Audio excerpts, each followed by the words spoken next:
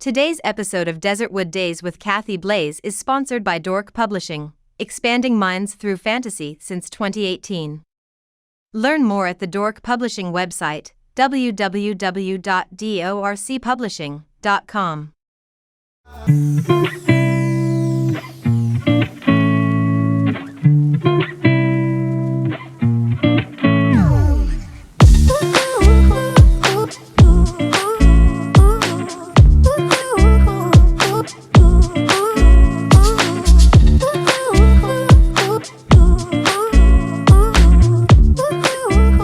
Welcome back to Desertwood Days, and we have a fabulous guest for you here today. Here in the desert, we have Arizona Cardinals superfan, Mr. Lynn Jackson.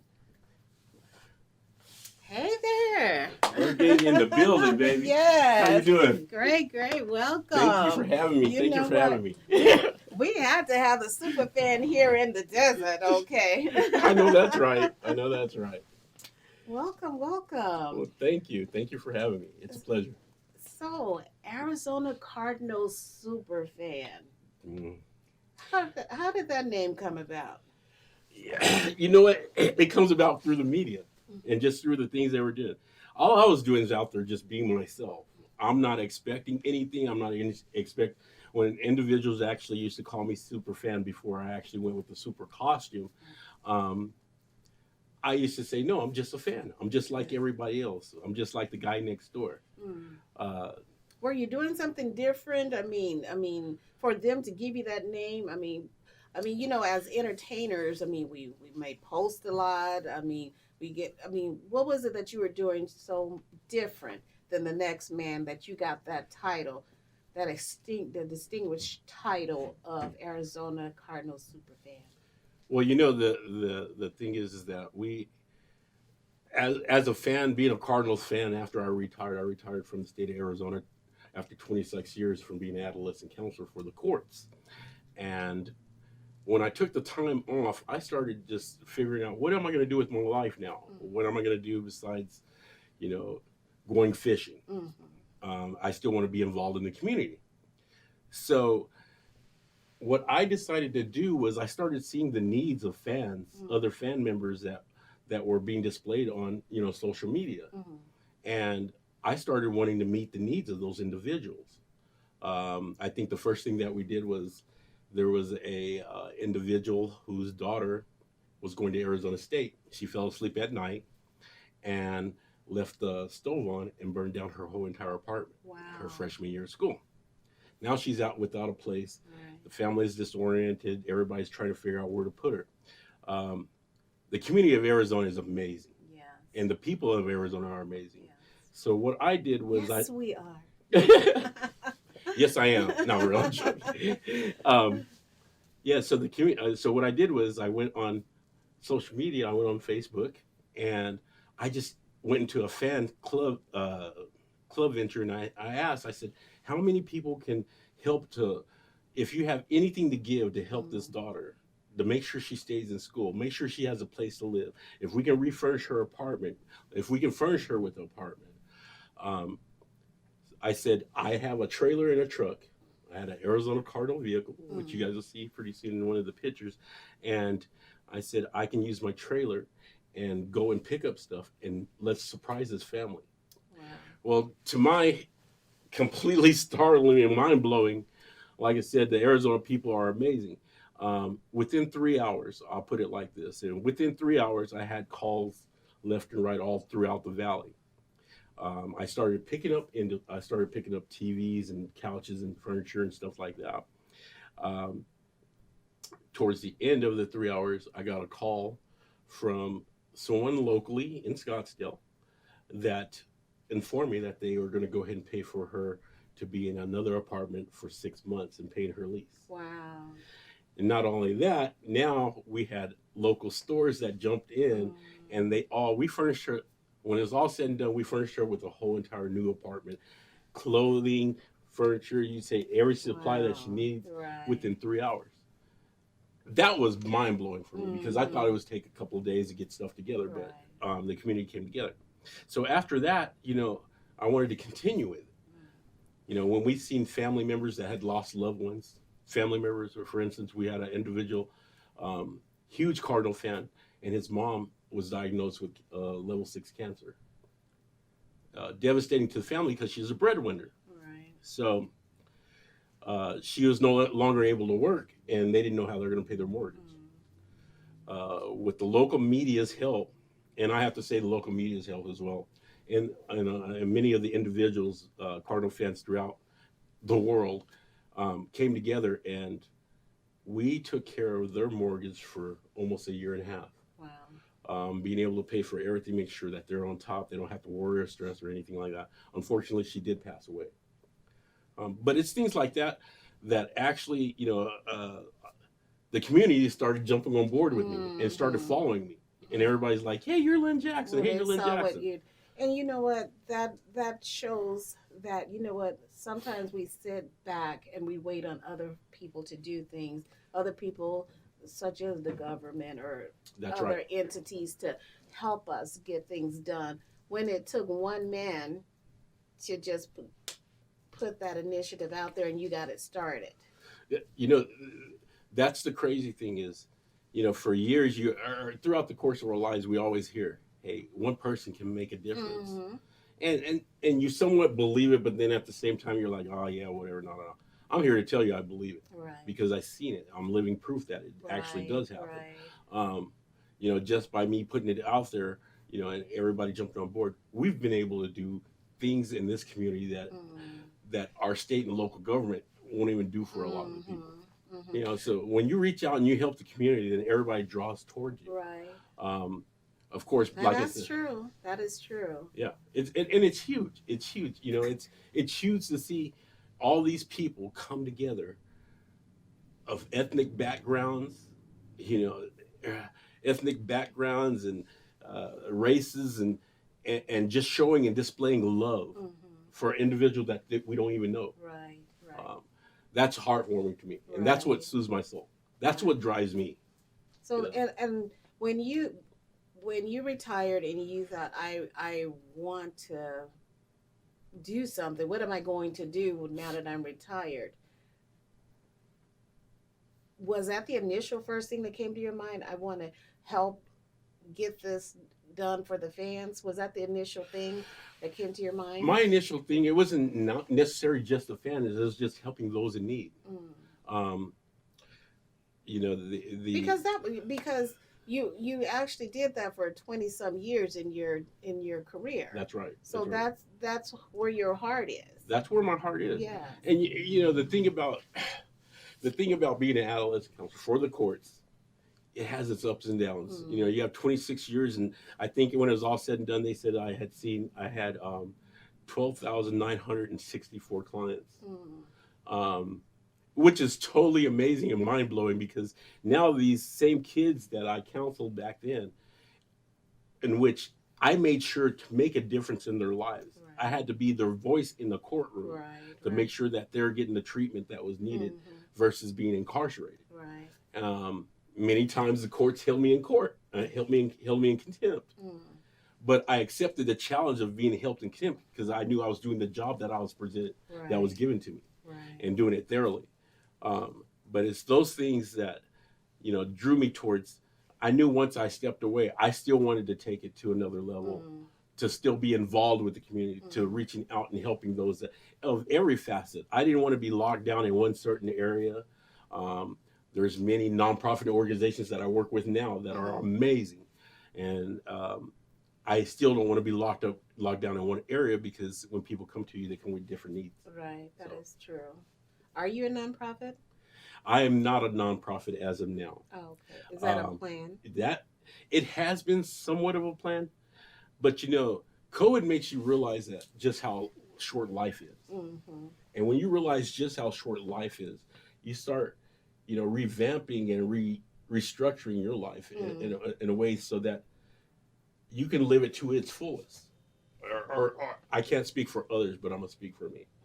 So I started living it to my fullest. I want to make sure that I am, spending that quality time with my family. I have 3 adult children that are amazing. They all are career minded now. They've all gone through college. They're all doing their own things. They've all started their lives, and I still want to make sure that I'm a part of their lives. Right. I come from a huge family. My mom had 13 sisters, 2 brothers. Wow. I have 79 first cousins, Wow. just on my mom's side. I thought my family was big. Yeah, so it makes going to California, the state of California, where I'm originally from, Los Angeles, it makes it very, very, I mean, I love it. You can always go and stay anywhere from San Diego all the way up to the border of California. So, yeah, it makes life a lot more better. I remember when I got into the industry doing acting, modeling, and all that stuff. I mean, your children are looking up at you, and I mean, they're in awe. And then sometimes they're like, "No, that's my mom." But when friends say, "Oh, your mom is cool," I mean, they see a different side of you. Mm-hmm. They tend to look in from their friends' point of view at that point. Mm-hmm. And I felt that was what my kids did. They started to see what their friends saw in me, and I wasn't just a mean mom or the mom, Right. mom laying down the rules. The enforcer. Yes. Right. So with your children, your adults, Mhm. do they see the Superfan? I mean, what are their thoughts on that? They think I'm crazy. They think I'm crazy, but they love it. You know, because one of the things that I taught my kids was be free to be you. Mm. Don't allow anyone to place borders upon you. You know, growing up, and I hate to go into the racism aspect, but growing up, one of the things that we're always taught, or people always said to us, was black people don't do this, black people don't do that, black people don't do this, black people don't do that. Mm-hmm. I went and did everything they said black people said they could do, and I love it. Good So for you. one of the things I learned was be free to choose what you want to choose, Right. to see if you like it for yourself. Right. And then if you don't like it, oh well. If you do, then go with it. Mm-hmm. And my kids love and they support me because they see that I followed something that I love. I love the sport of football. I played football for Arizona State in '87, tore my ACL. I was out, cried for like 2 years. But I was still blessed because, you know, God gave me the opportunity to go ahead and go into counseling, which I wanted to all my life. Right. Right. And you're still, I mean, even though you're not playing, but you're there supporting, and Oh yeah. I mean, you're there just still enjoying the game. Well, I'll tell you a quick story crazy about my kids. So after one of the things that we did, and like I said, you'll see it coming up, was we tried to figure out how can we, as a fan base, increase our fan base and show the rest of the world that the Arizona Cardinals are on the map. You go to other states, Dallas and Pittsburgh and California, and you see all these super fans with cars, and they're walking around and all that. And here in Arizona, you didn't see that for the longest time. So I was like, you know what? The wrapping industry just came in. I said, why don't we raise the money and let's start wrapping vehicles and let's start putting them on the streets. And so we went and I went and got a sponsor, and I got my vehicle wrapped first. The sponsor was like, I want yours wrapped first because I want you to wrap it. Okay, great. I'm stuck. So I had to drive it. Well, after I got it wrapped, I had planned a vacation with my kids to go to Dallas, Texas, to go to Wet and Wild and to go to Six Flags. They lived in Lubbock, Texas, because I was divorced, and we had to work through the distance. Anyway, so I said, you know what I'm gonna do? I'm gonna take this to Dallas and show it off. This is after day 3 of having this thing wrapped, and I drove it down to Texas. Before I get to, my kids live in Lubbock, so I drove it through the state of Arizona, and everybody followed me. Everybody on social media. I stopped in Farmington, New Mexico, and I had like 200 fans come out and meet me. Really? And I was like, what the heck? This is crazy, but this is cool. Right. So I met these guys, and they're like, hey, enjoy your trip. And so I went on, and I stayed in Albuquerque, and then I met more fans that came out and met us. So they knew tonight. you from on social media? Yes, from social media. Oh, that was awesome. Yeah, so they followed me from social media. And I told them, I said, I'm going to take my kids on vacation. So we drive on I stay in Albuquerque where my mom lives and meet more fans. And the following day I decided, I'm driving on to Lubbock. Well, I crossed the state line going into Texas. And I'm looking back, and I'm talking to my mom on the phone while I'm driving. I look back, and a state trooper passes me, and he turns around. I was like, "Oh my God, they're gonna kill me in Texas, Mom." They're Dallas Cowboy fans. They hate me here. Oh my God, what am I gonna do? And she's like, "Stay calm, just stay calm. It's gonna be okay." And I was like, "She ain't gonna bother me. She shouldn't bother me. I didn't do anything." I was looking down. I said, "See, you see the speed limit? I'm obeying the speed limit." So I'm obeying the speed limit, driving this Arizona Cardinal wrapped vehicle, and then I see another cop pass me and get behind her, and I was like, "Oh Jesus!" I seen this movie before, and the black man always dies. I'm in trouble.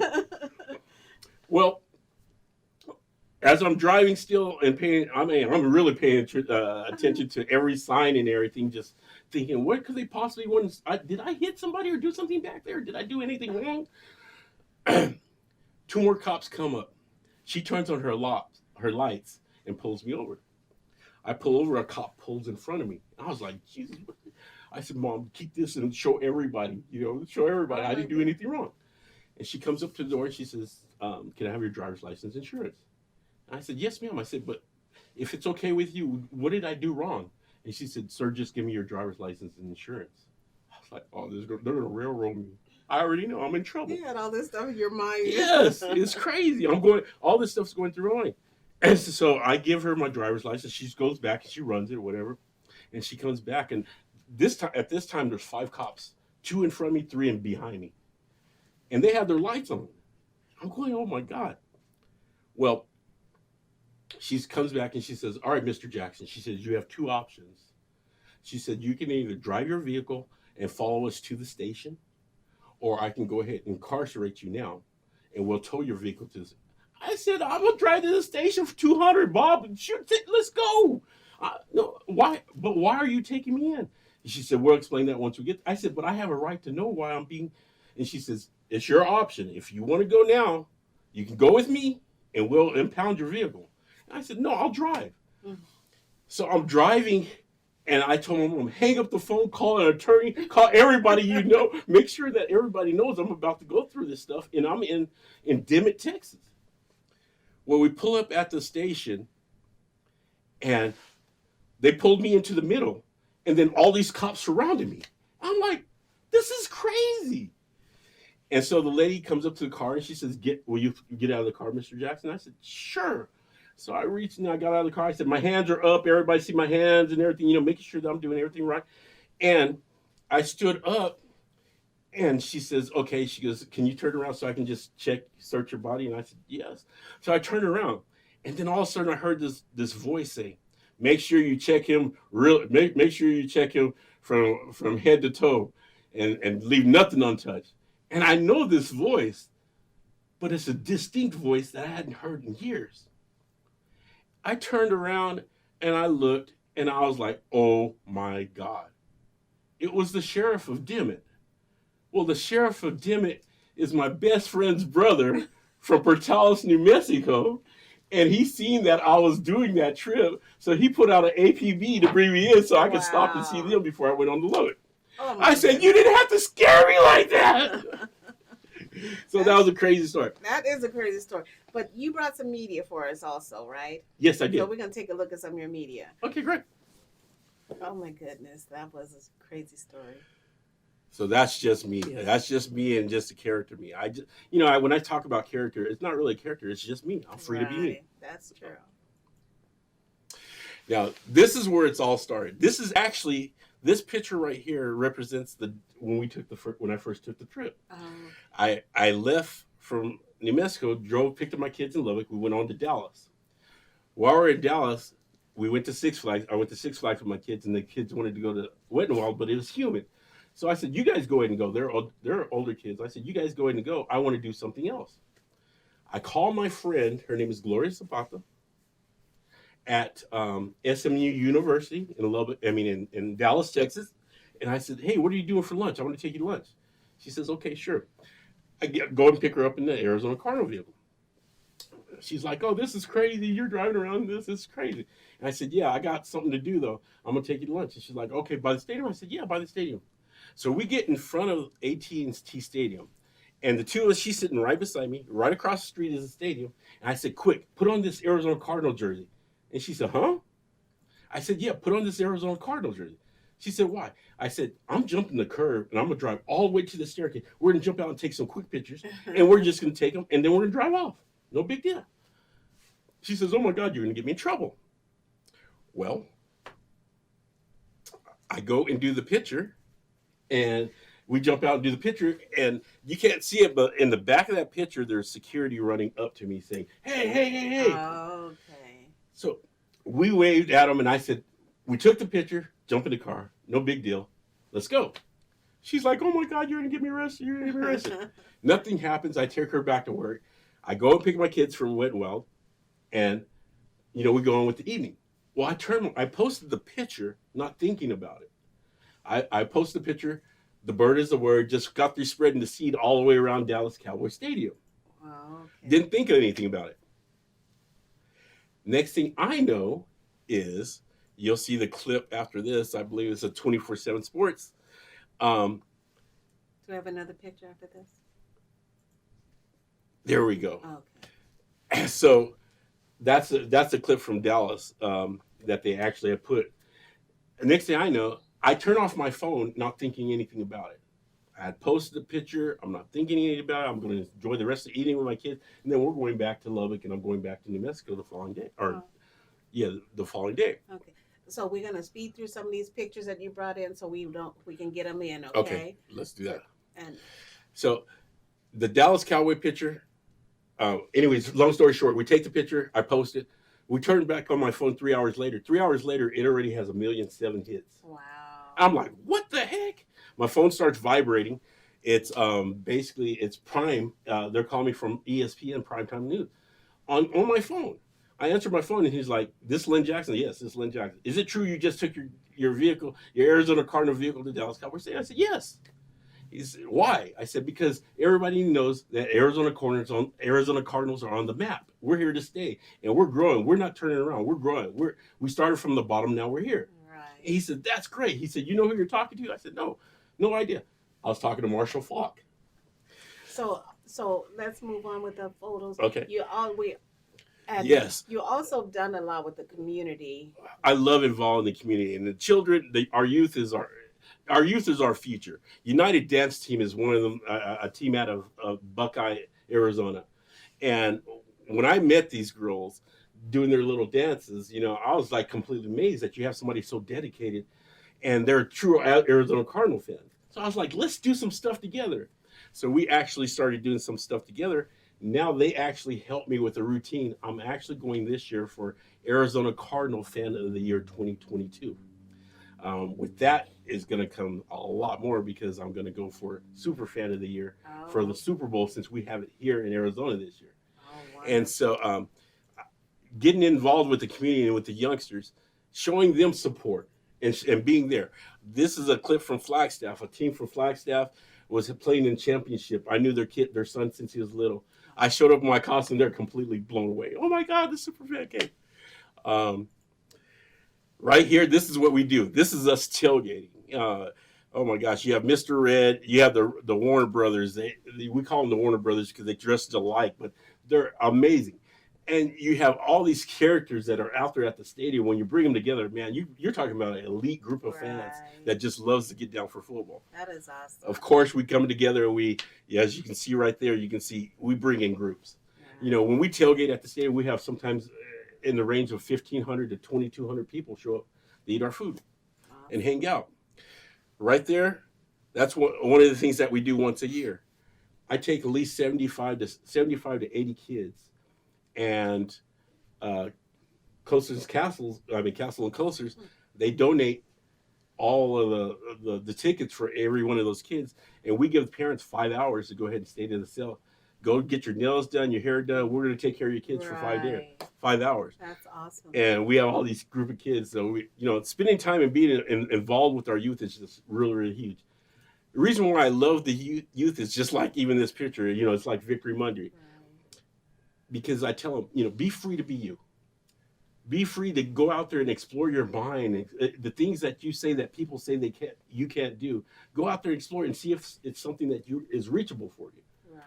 So that is key right here, and that's a great takeaway is being free to be you, be yourself, and Be free to be. that is actually what you're doing.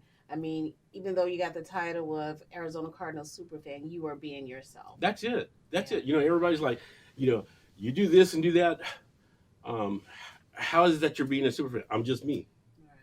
So where can our audience find you if they want to know more about Lynn Jackson? Hey, you want to find me? It's pretty simple. Go to Lynn Jackson on Facebook. That's the biggest one is Lynn Jackson on Facebook.